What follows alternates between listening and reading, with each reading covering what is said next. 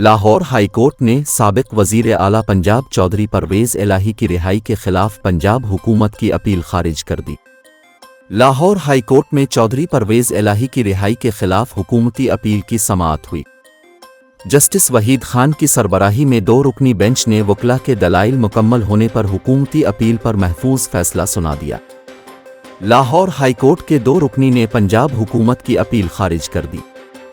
अदालत ने अपने फैसले में कहा कि तफसीली फैसला बाद में जारी किया जाएगा। रोज़ के जिस्मानी रिमांड में तौसी।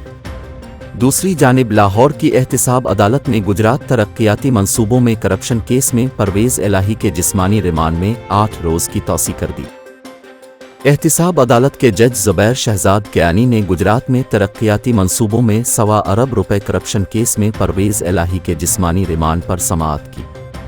चौधरी परवेज़ इलाही के वकील अमजद परवेज़ ने बताया कि सुप्रीम कोर्ट ने 16 अगस्त को हुक्म जारी किया कि साबिक वज़ीर आला पंजाब की दरख्वास्त पर लाहौर हाई कोर्ट 21 अगस्त को समाअत करके फैसला करे, मगर लाहौर हाई कोर्ट में अभी समाअत नहीं हुई।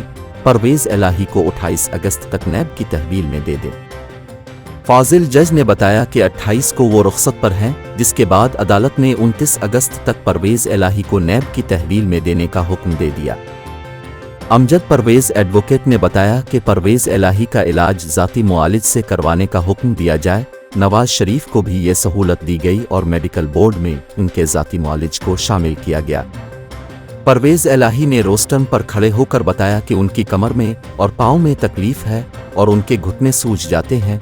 ज़ाती मुआलिज से इलाज करवाने के अहकामात दिए जाएं। अमजद परवेज़ ने बताया कि कानून के मुताबिक मुल्ज़िम से घर वालों की मुलाकात नहीं करवाई जा रही। आज भी मुलाकात का दिन है, मगर पेशी के बाइस मुलाकात नहीं हो सकी। कल मुलाकात करवाने के अहकामात दिए जाएं। सरकारी वकील ने बताया कि ज़ाती मुआलिज के हवाले से दरख्वास्त को देखकर फैसला करेंगे, जिस पर परवेज़ इलाही के वकील ने इस्तदा की कि नैब मामले को तूल देती है, अदालत इस हवाले से हुक्म सादिर करे। अदालत ने ज़ाती मुआलिज से इलाज और घर वालों से मुलाकात करने की इजाज़त दे दी।